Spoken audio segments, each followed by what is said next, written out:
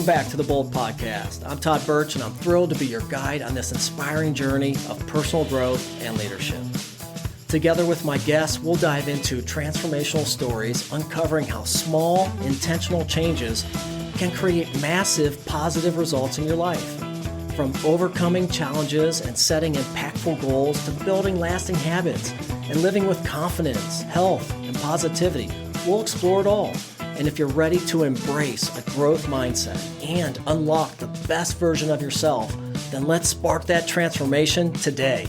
Today, we're thrilled to have Dr. Nate Salah, a lifelong entrepreneur, award-winning educator, and advisor to business leaders. As a CEO of Salah Financial Corp for over 3 decades, Dr. Salah has guided entrepreneurs toward financial success, personal growth, and meaningful social impact. He is also the founder of the Great Summit Leadership Academy and the podcast host of A Call to Leadership, where he shares his passion for faith-infused entrepreneurship and servant leadership. An inspiring mentor, marathon runner, and devoted family man, Dr. Salah is committed to helping others rise above limitations and create a future filled with exceptional leadership. Listeners, get ready for an inspiring episode. Dr. Nate, welcome to the Bolt Podcast, my friend. Thank you, my friend. Thank you so much, Todd. Glad to be here. It's so good to see you. I enjoyed our conversation. What was it, a couple months ago, right? Yeah, that's right. We had so many similarities. I feel like we're kindred spirits, right? 100%. Absolutely. Yeah. So I'm just so impressed with everything that you're doing, that you've done. There's so much to unpack here. A lot of my listeners are leaders. So I definitely want to focus on leadership. Yeah. To me, there were really 2 themes that were woven into your story throughout: leadership, obviously, and faith. So really want to touch on those today. But if you wouldn't mind, Nate, just tell us a little bit about kind of your struggles, your challenges, because that was one thing you and I hit it off, right? When you asked me and I shared my story, you're like, oh, wow, I kind of had a similar story. So we don't have to go into all the details, but I think it's good to set up, because to get where you're at, right, you have to build resilience and to get that grit. And that takes going through some challenges and overcoming those obstacles.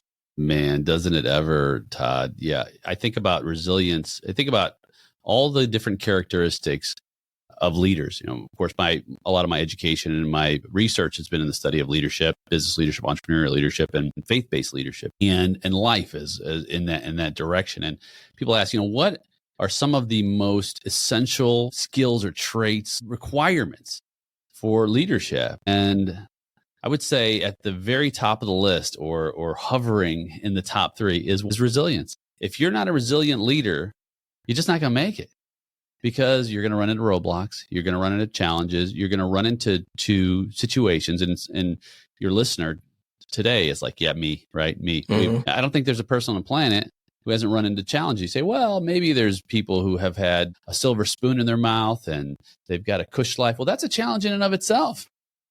Yeah, right? all the challenge mindset yourself to get some kind of tension in your life. And when we're facing tension, I grew up, we were poor, we didn't have much. Kind of the story of the immigrant family.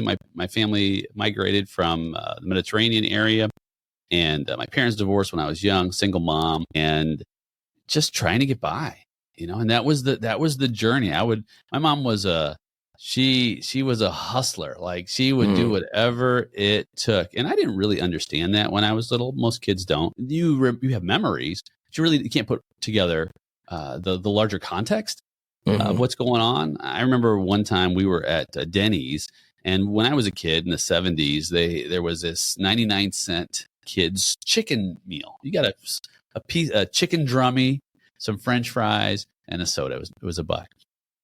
And I remember eating that, and I offered my mom a fry, and I'm like, I wonder why she's not eating. And the reason was there was just 99 cents. There was just enough for one.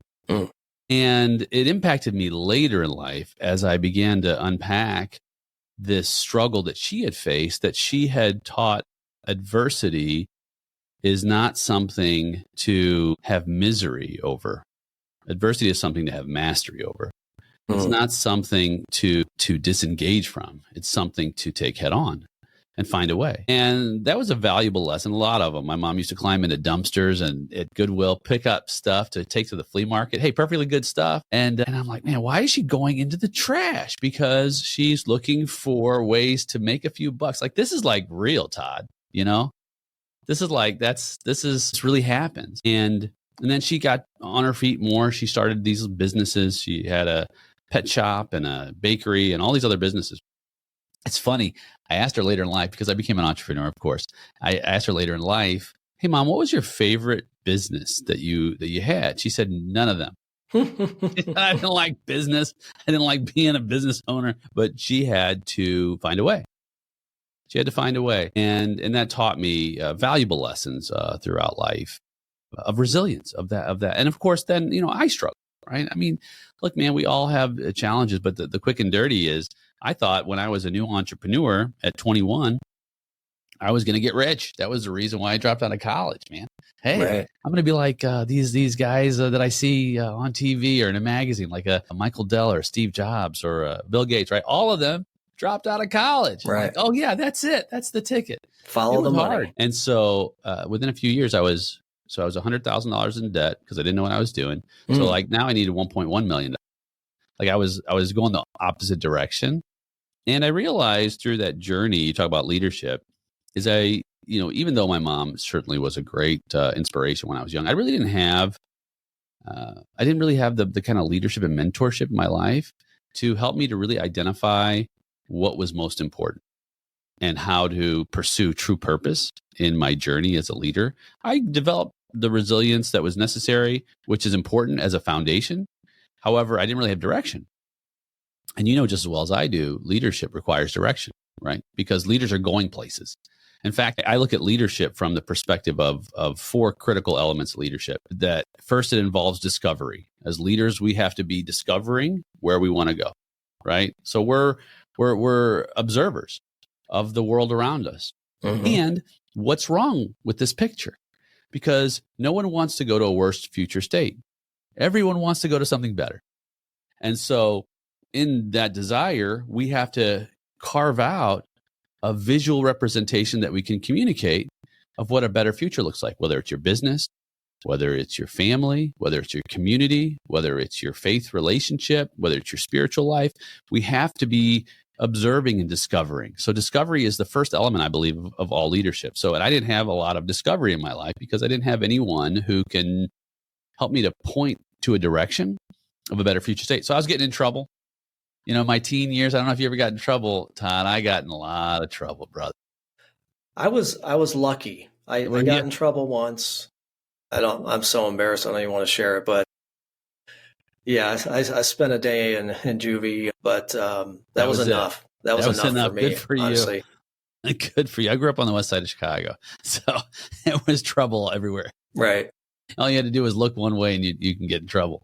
And so I just got in a lot of trouble. And I had moved back with my dad for a little while. My mom moved back overseas, and I didn't want to live overseas when I was a teenager.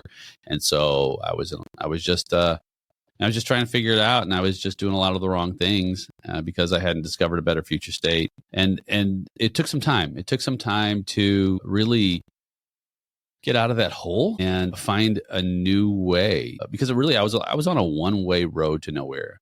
Todd, if I just be honest, dude, I was right there with you. Yeah. It's a tough road. It's and lonely. You feel alone. Yeah. It's lonely. It's dark. It's foggy. Yeah. And so in that journey, man, when there's just even a sliver of light that finds its way into that darkness, it's like, oh my goodness, there's hope. There's possibility. And I really believe there's at least two kinds of hope. There's hopelessness that sees things only as they are. And they can be dark. They can be lonely. They can be cold. They can feel as if there really is no way out. That's hopelessness. And then there's another kind of hope, fullness. And hopefulness sees things as surely as they can be bright, engaging, life-giving, And as leaders, I believe one of our primary mandates as leaders, my primary responsibilities, is to move toward that hopefulness and show others the pathway to that hopefulness. Sometimes we don't have all the answers. We never do. But we can draw out what that might look like and invite others to join us along that journey. And I believe that's the second aspect that I tend to look at leadership from the perspective of, if the first is discovery, the second is influence. Of course, we know leadership is influence. Mm-hmm. It's important. John Maxwell. Essential.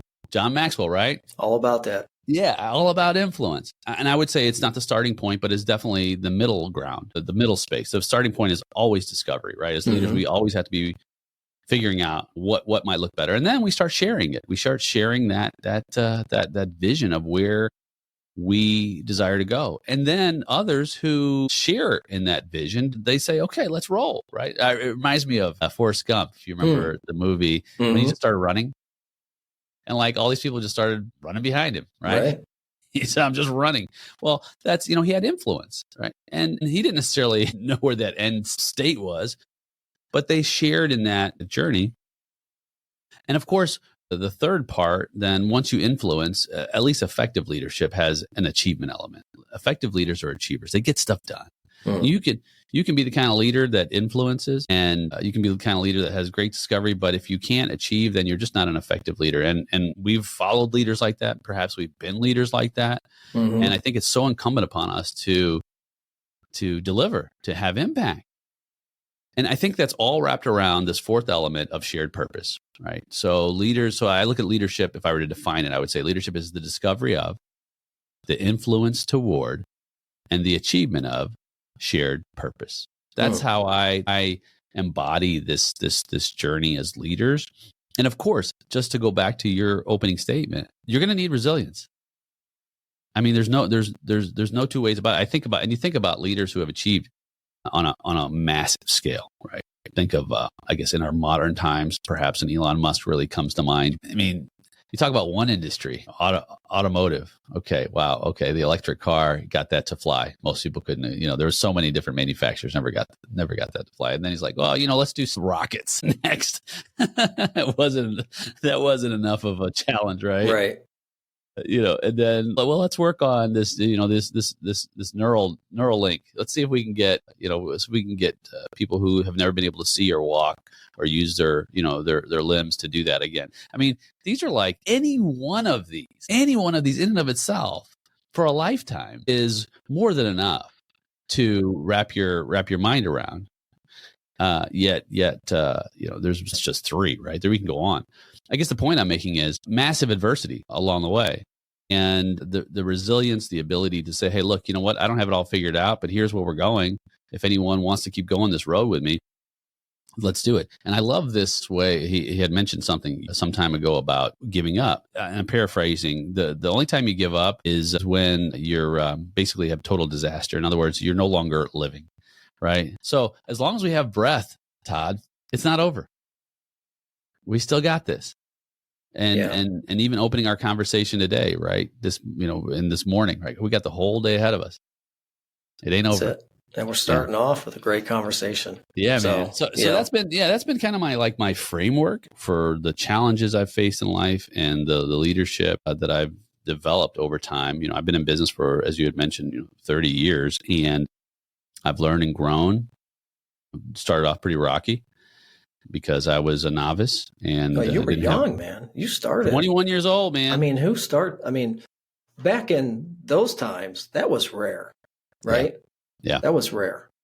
My buddies went to college. Bill Gates and Steve Jobs, but I mean, I mean, those were they were anomalies, and I had to make a decision. Did I want to be, did I want the entrepreneur track or the career track? And I was watching my buddies. They were getting great jobs.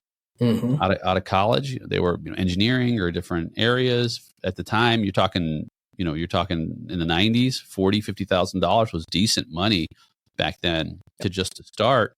Absolutely. And I'm like, woof. And I'm struggling. I'm eating ramen noodles. I'm at Aldi's just getting 25-cent bread because I'm like you are in college. Like you are, yeah. I'm like, exactly. I'm a struggling business owner. And I think part of it, though, is people say, well, what keeps you, what gives you resilience? I think part of it, at least for me, was that I like the way Arnold Schwarzenegger put it. There is no plan B. Mm. There was no plan B. It was it. Like, the old adage of Hernan Cortez of scuttling the ships, right? There's just no turning back. This is my course and whatever it takes. Right. I think that goes back to getting out of your comfort zone, right?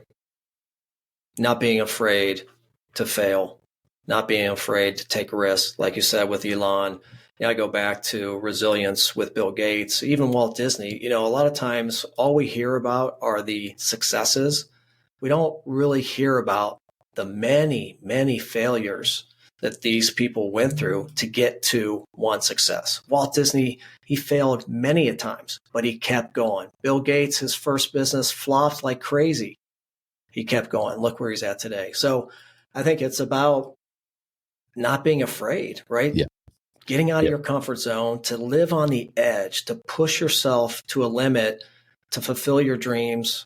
But there's going to be bumps. You're going to fail. Learn, pick yourself up, and then you'll start to build resilience for when you start that business that does flourish, because there's going to be bumps along the way, right? You said, I was reading on your website, business is all about solving problems.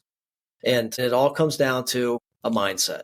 And everything you were talking about, to me, I love how you unpacked leadership. Your philosophy on it is right on par with how I believe in leadership. But that really comes down to a mindset. It's how you approach any given day, problem, or scenario. The choice is yours. And that's influence, because you're going to influence how everyone else on your team is perceiving that problem or that client or that customer. 1,000%. You so many nuggets in what you just said. I look at failure as failure is not final, it's feedback.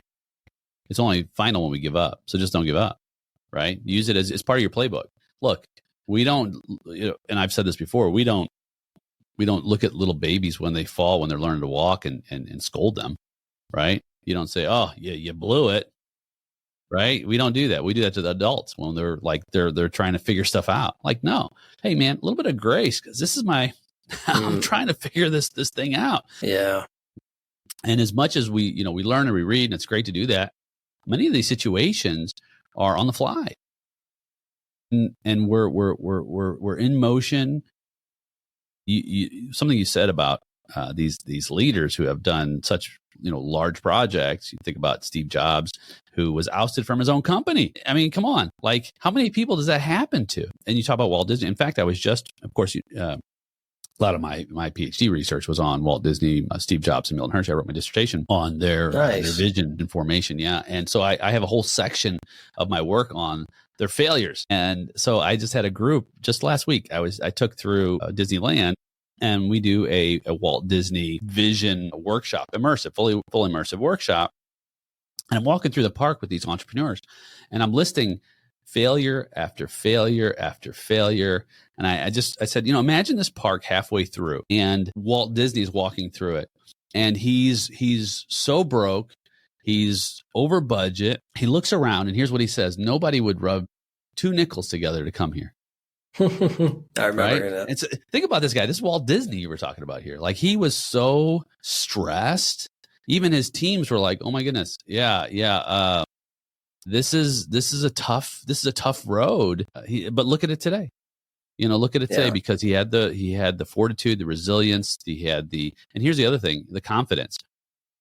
Even through that stress, he pulled himself together. Here's the thing, friends: it's okay to have stress. We're humans, right? It's what we do with it. And you said something very important, Todd, the choice. So we can't choose a lot of things. I believe, in life, by the time you get to a certain age, you realize a lot of things you cannot choose. But what you can choose, there's one thing you can choose. You can choose your attitude. You can choose an attitude of defeat. Or you can choose an attitude of resilient success. It's your attitude that will get you through, and others, because your attitude is contagious. Right. Our attitude as leaders, our energy that we put forth is contagious. We got to check that. And look, I'm not a saint in this area. I haven't arrived. Every so often, I got to slow down. I'm like, hey, Nate, how are you coming into this? How are you coming into this room? And it doesn't, not just in business, in family. Mm-hmm. When I get home, some days, and you know this, Todd, you've had a tough day. And, I've got my wife and my kid at home, just hang in the garage. Just hang in the garage just for a little while longer. Take a few breaths, reset. And here's how I think sometimes the antidote for self-pity and downtroddenness will be squashed is to think of just a few things that you can be grateful for. I was getting ready to go there. I was going there. I was getting ready to go there. I didn't know you were, but gratitude will set you up. So if you can bookend your day, right? Start it off with a gratitude journal or inside your meditation or affirmations, 2 minutes. Just write down the top 3-5 things you're most grateful for. It sets your whole day up for success. And then you're in a positive mindset because you're focusing on what you have, not what you don't have. That's right. Boom. That's Come it. on. Mic drop. And that's it. And it could be the simplest, most elemental things like, hey, I can breathe. We all have something to be grateful for. If you can't, we're here. Yeah. We're here right now. Yeah. I mean, and here's what I'll do sometimes. And I do this when I get home. And,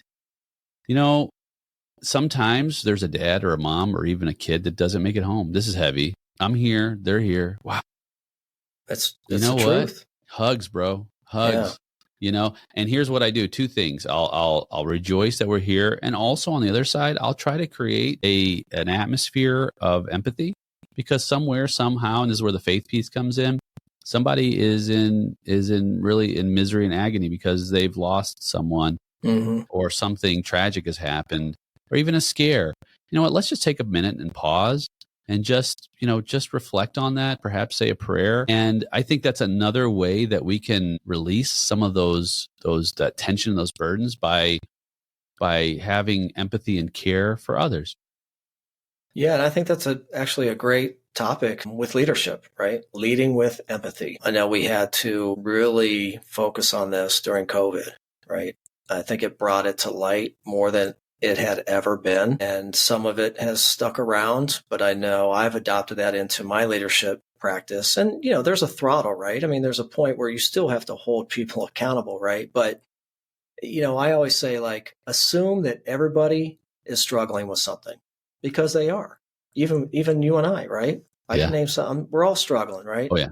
The whole I'm not good enough syndrome, imposter syndrome, every day. So everybody's struggling. If you can assume that, then you can come in with an open mind, right? An empty cup, and you can lead with empathy. 100%. I think, and so even in the servant leadership models, and you had mentioned that early on, some of the foundational or the first aspect of servant leadership are one, listening, right? So and we know not just passive listening, but active listening, which is not easy. It's not easy for leaders, especially entrepreneurs who have their minds are in about 1,000 places, business people and whatnot. And they have the answer, or they think they do, right? Right. Yeah. But you don't, listening means not speaking. So listening, active listening, and I think that's a great starting point, because what it means when we're active listening with undivided attention, by the way, is saying you're important. You are important enough for me to stop and give you the most precious the most precious commodity on the planet is my time. Time, baby. Just about anything on the planet you can remanufacture. Just about anything on the planet you can get more of. It's the only thing. It's the only thing that once it's gone, you can never recover that moment. It's gone forever. So it's super valuable. And so when we're listening fully, that means we're saying you're that important. And then the second piece is empathy, which is important, because then you say, you know what, I not only do I hear you, but I understand what's happening with you, and that acknowledgement. And as you said, then we continue to move forward. Okay. And then the third aspect is it's called healing. What really that means is it's let's start working toward resolution. Let's start working toward problem solving. And that's what you're talking about, accountability. Okay. So let's suit up now. Let's get some things done. Right. Where do we go from here? Right. And that's critical, I think, for us as leaders to identify those characteristics and embed them in our day-to-day practices of how we lead, because people, number one, they want to be heard. They want to know that their challenges are important, and they want to know that you're there to help walk through and get to some resolution. And so on the macro level, we do this like in companies, for example, and when it supports the mission, vision, and the values, we want all of our team members to work toward resolution within those confines. So, because people sometimes say, well, Nate, aren't you focusing too much on the individual? Aren't you like missing the grander scheme of the customer and all this other, all these other mandates and things that are important in business? Like, you know what? It's a great point. Here's what I believe.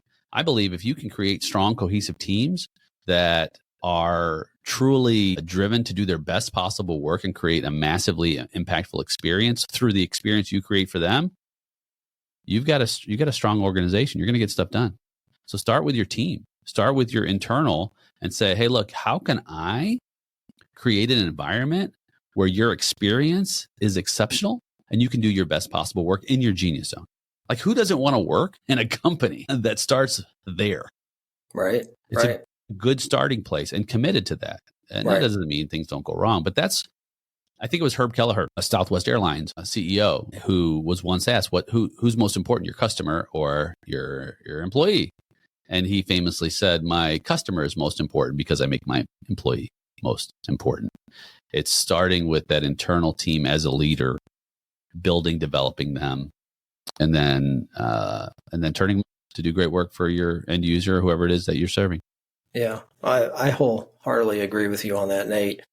And time is that one thing you can't buy back. And I think leaders, we're all super busy, right? Our schedules are overpacked, but we need to block, right? We need to schedule those blocks of time to give to the people that are most important to us. And it is the best retainment tool you could ever have. But it takes time, and it's time away from solving another problem. But when people know you give a damn and you care and you'll just listen, right? They will be more open-minded. You will build more trust. And if you have trust, man, you have it all, right? That is the foundation of any great relationship, whether it's with your partner, your spouse, or your colleague, or your direct report. Now you have the gold. Now you can start building. They will follow you into the water. They will do whatever is required to make that company successful. Yes. And I'm glad you brought that up, because we use the word trust. We don't really, I don't think we take for granted its impact and its value and utilizing it, keeping it top of mind. I remember Stephen Covey's book, The 7 Habits of Highly Effective People. Old one, but a good one, right?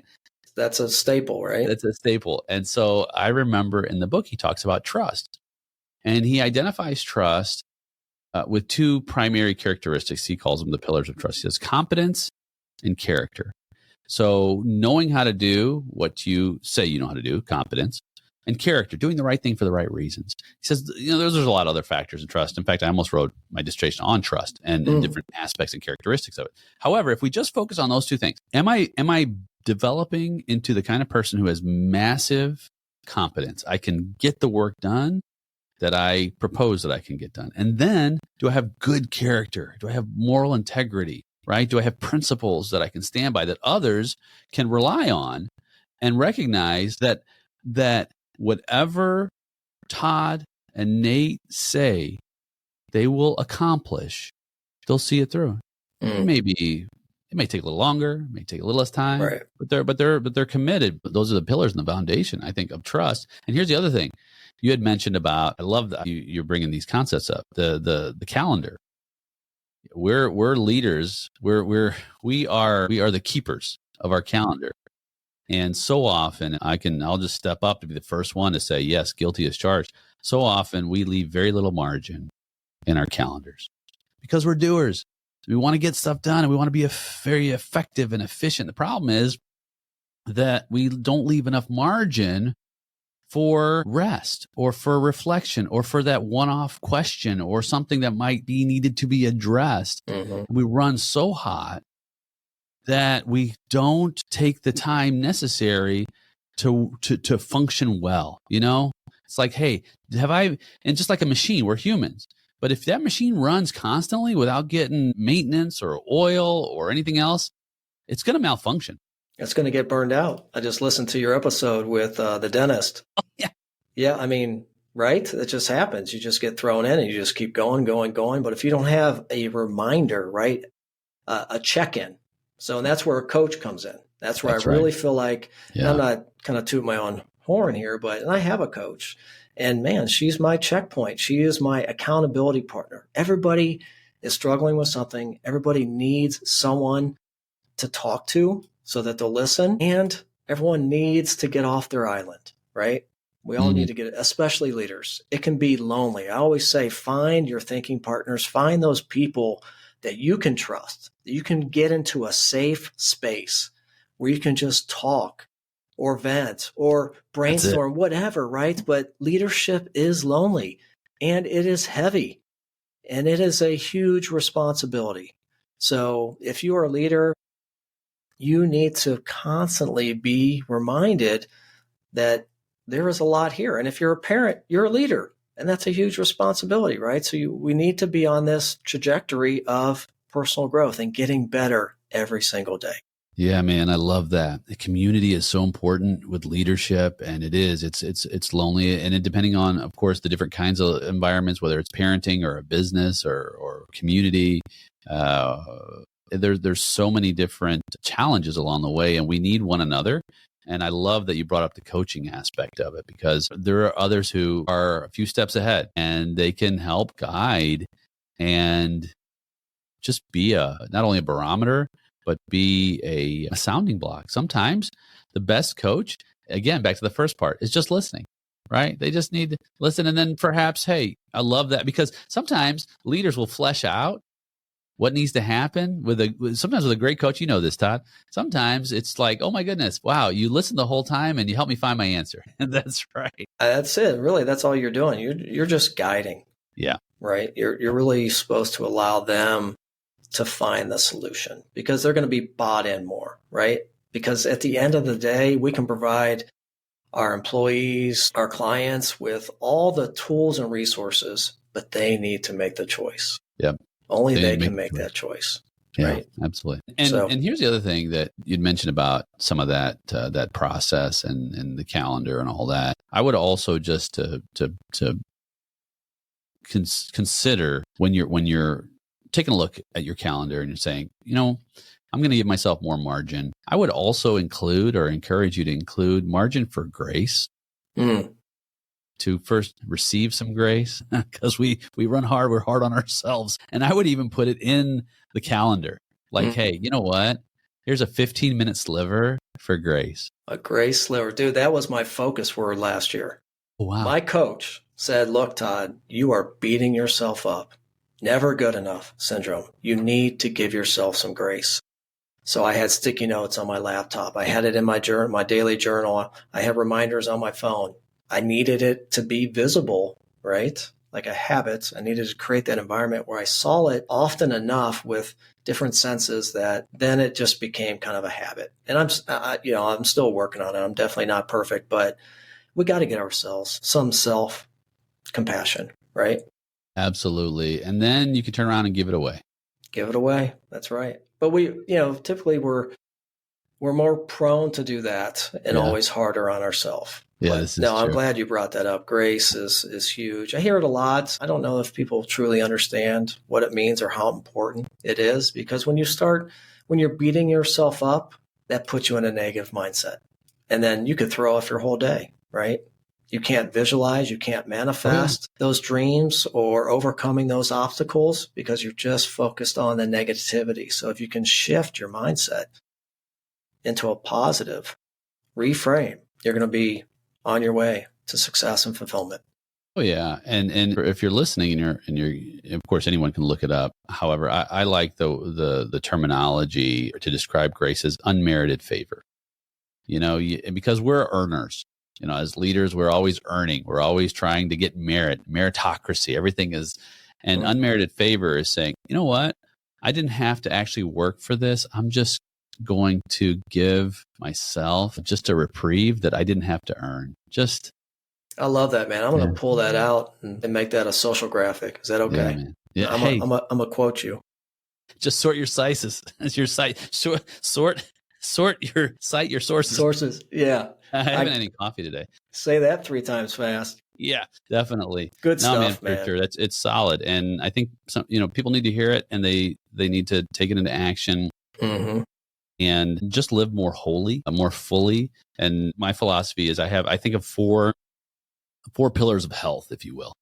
And what we do, especially on our education side, on our Great Summit side, you had mentioned earlier, and we have an educational community for entrepreneurs in a faith-based environment that focuses on 4 pillars of health. So the first pillar is spiritual health.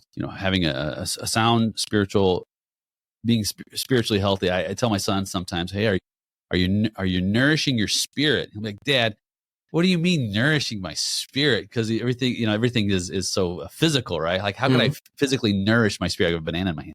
Like, well, Nice. it doesn't come from like necessarily food. It comes from spiritual food, right? And in our case, scripture or prayer or fellowship with others who share in your spiritual values, etc. So spiritual health. The second pillar, psychological health. This is your mental and your emotional health. So important, right?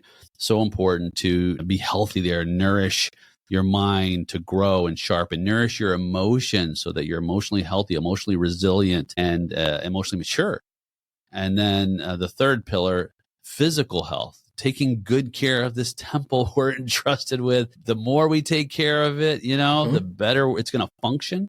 Mm-hmm. You put leaded gas in your car, the engine's going to start knocking. It's just the way that people are like, "What's leaded gas?" Like, I remember when there was such a thing. Yeah, we say garbage in, garbage out. That's right. What you put in. 100%. Put good fuel into that physical body. And then the fourth pillar, financial health. We need financial health to function in life. We know most people stress more than anything about money. Yeah. Right. You would know. CPA. I would know. Let me tell you, accountants, we know firsthand. Numbers guy. Oh, for sure. And so we want to develop financial health. That means impulse resisting, right? It's okay to wait. We don't need to get the 90-inch TV if the 70-inch is working just fine, right? Maybe if you've got financial health, then make that decision. But we live in a world where everything is now, and then we face the consequences of it because we lived on impulse. So if we can take those 4 pillars and we can maximize their health level, we're going to live more wholly. We're going to be better aligned and functioning in that way. And I think that for me and for those who I get to be honored to serve alongside of, it's transformational. I love it. It's that holistic approach. And that's how I teach my life optimization techniques. It's looking at everything. Everything's tied to the hip, right? So if you're not nourishing your mind and body and your soul, or either one of those pillars equally, then you're just not going to fully be balanced. That takes work, right? That's a lot. That's a lot of work. It's just like perfecting a golf swing. There's a lot of different variables that go into hitting that tiny little ball. That's right. Yeah, and those 4 pillars, the way I look at it is they hold up the rooftop of your home, as if you will, all the relationships you have, which live inside your home. I can visualize that. You can visualize that, right? So you go into this building with these pillars, and here's all your relationships. Your relationship with your creator, your relationship with your family, your relationship with your community, social community, civic community, church, your relationship with nature, of course, and all creation, and your relationship with your business. And oftentimes we run real heavy on the business side relationship. We spend an inordinate amount of time in that area. And the way I see business is designed to fund your ideal life. It is not your ideal life. And so many people climb that ladder of success, Todd, and I've seen it over these years, and they get to the top and they realize all this time that the ladder was leaning against the wrong building. And you just let's evaluate that building, Let's just evaluate that those are the 4 pillars that building is on. And that's the building you want to climb, because at the end of the day, you talked about the end journey, right? And even Stephen Covey talks about the beginning with the end in mind.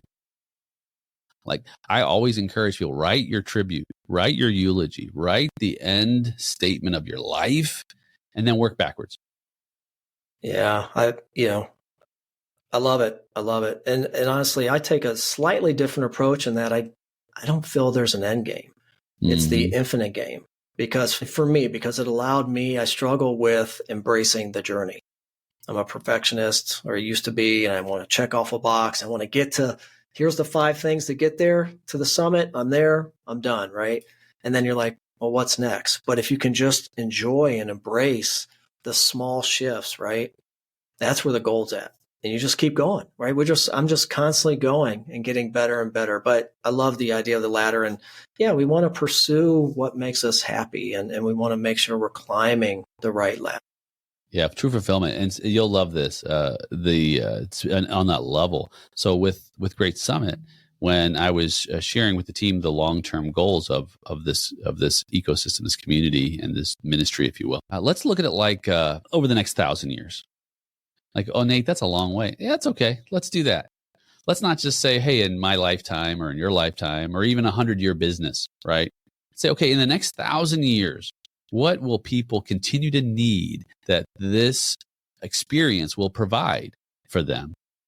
And let's do that. That's what you're talking about, Todd. You're talking about like the infinite game, right? And even 1,000 years, maybe it's not enough time, right? Maybe I should have did 10,000 years, right? Maybe we'll be interplanetary, but that's vision.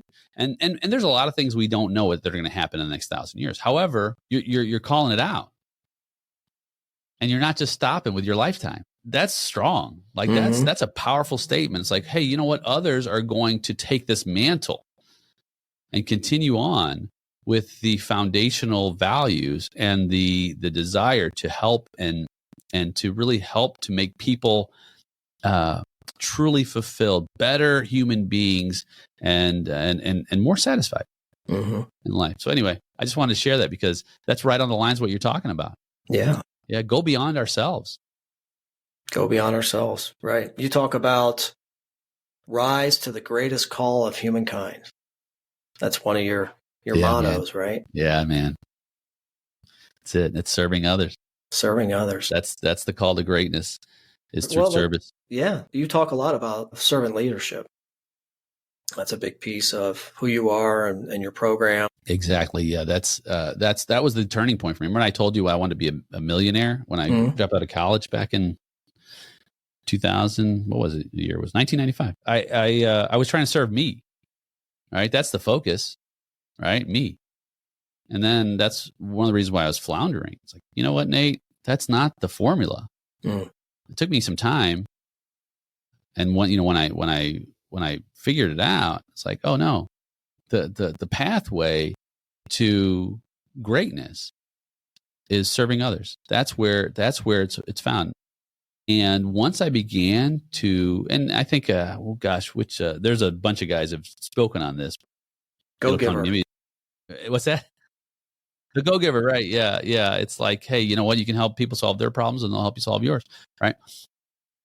And you do that with sincerity. You do that with genuinity. You do that with care, and people will begin to then bind around you because your value proposition increases in the marketplace and anywhere when you go from adversary to ally. Because sales and business is adversarial. Generally, right? Because you're trying to take something. You're trying to take my time and or my money, right? That's, hey, how many people have gone through the mall and avoided that middle kiosk trying to get your lotion or whatever else, right? Snake bobbing and weaving right? I got skis on. It's an adversarial conversation because maybe I don't want you to have my time or my money. Right. What if that's not the conversation? What if the conversation is, look, I just have these kind of problems I can solve. This is how I serve. This is my avatar. If you know anyone or you're that person, then let's talk. You go from adversary to ally. That's the function of true servant leadership. That's the function of that. I'm no longer focused. Now, granted, your needs are important. I'm not saying that you won't ever have, your own needs met. But I actually identify success in 5 words. And here's the 5 words that I use. I say this: solve relevant problems with excellence. We solve problems for our clients and our stakeholders and whoever it is who we're calling to follow, who are our followers, our families, et cetera, et cetera. We also solve our problems because you may have a problem. Hey, look, I need to make sure I make payroll for my team. Okay, let me solve that problem with excellence by providing a service or a product that is valuable in the marketplace at a price that's positioned properly, that also provides enough margin for us to pay our bills, grow our company, et cetera, right? If you can do those things with excellence, there's a lot of other pieces to it.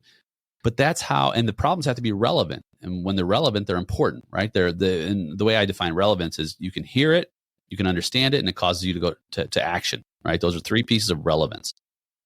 And if you can do that consistently, you'll run strong. Mm-hmm. You'll run faithful. You'll run in a way that is truly remarkable, and you won't leave anything on the table.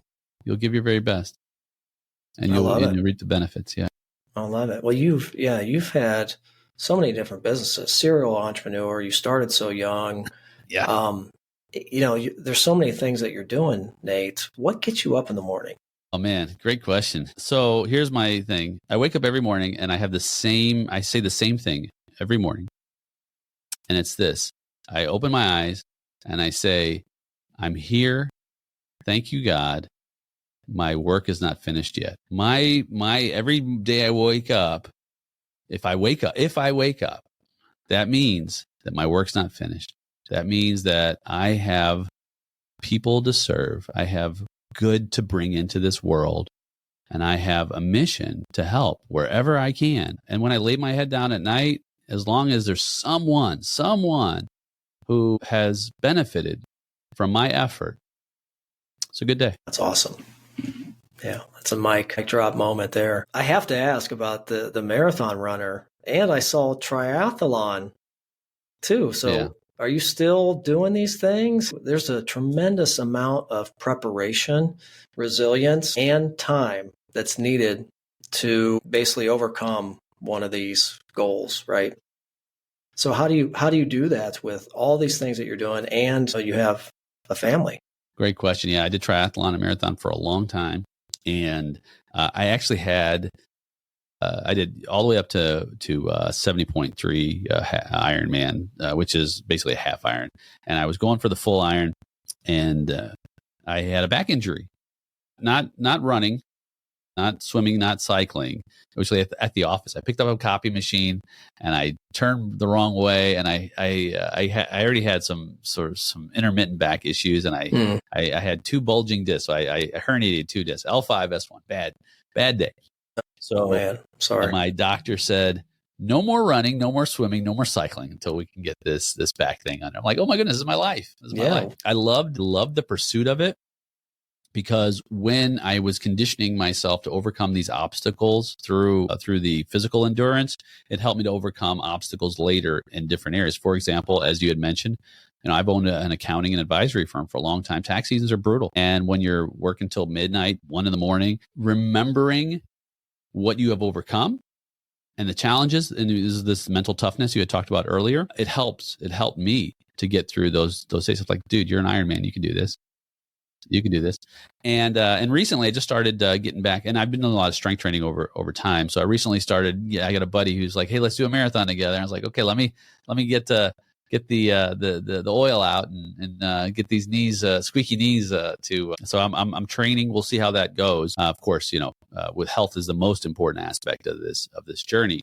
However, I encourage anyone who's able physically to challenge themselves physically within reason, of course, without being injured, and build that toughness.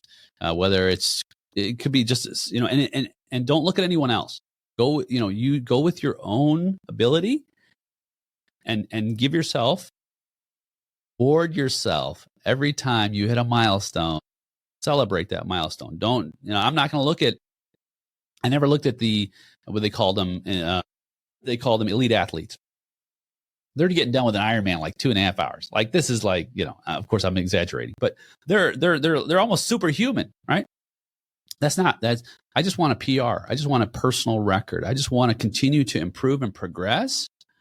And then And then take time to celebrate. As leaders, we just don't take enough time to stop and say, back to the gratitude. And grace. And the grace. And those have helped me tremendously. All tied to the hip, brother. Yeah. Yeah, man. Yeah, there's a lot there. That's awesome. Well, good for you. Good for you getting into that. That's huge. That's huge. I almost stick with pickleball and weights, but Hey, I'll be watching for you. There you go, brother. I appreciate you. Man, Nate, this has been just a great conversation. I love what you're doing in the leadership community. I mean, you've committed essentially your life to this. I love the principles that you bring to the table and what you're preaching. The Great Summit Leadership Academy sounds like a tremendous program. If there's one thing you would love our audience to take away today, and I know we've dropped some serious nuggets, but I know you got something in there. One last one. What would you want to leave with? Oh man, great. And it's great being with you and great way to end. I would say many people want to see change in the world for the better. And many people don't realize just how much power there is simply by us modeling what the change we want to see in the world can be. So I would say for anyone listening, be that change and don't ever think twice that your change is not seen and it doesn't matter when it's for the good of those who you seek to lead. Thank you, my friend. That's a great way to end. Nate, how can people reach out to you if they're interested in hiring your financial team or signing up for one of your courses or classes at the Great Summit Leadership Academy? Absolutely. Yeah. And the show notes would be great. Just put greatsummit.com or theincometaxcenter.com for our accounting and advisory side, or for our leadership development side. We're fully invested in both sides of the equation. We think they're both necessary for healthy businesses and healthy leadership. I couldn't agree more. I wasn't a numbers guy. I'm a graphic designer by trade. So starting a business and learning QuickBooks and Excel, boy, those have become my best friends. There you go. I'm pretty damn good. I wouldn't say I'm a guru like you, but I'm kind of liking numbers now, which is my math teacher in high school would say, wow, Todd, good for you, man. Good for you. Yeah. Thanks for having me. So, yeah, thanks, Nate. I appreciate you. Let's continue our conversation and reconnect again, brother. Absolutely. Be well, brother. Thank you for listening to this episode of the Bolt Podcast. You're on an inspiring journey of growth, transformation, and joy, and I'm honored to be a part of it. If you found this episode valuable, please share it with your friends, and consider leaving a review. It means the world to us. For show notes, resources, and to subscribe to the weekly Motivational Monday newsletter, please visit toddbirch.com. And don't forget to follow us on social media @TheBolt with Todd B for more inspiration. Remember, real change doesn't happen overnight, folks. Start small, stay consistent, and watch as your growth unfolds. See you next time.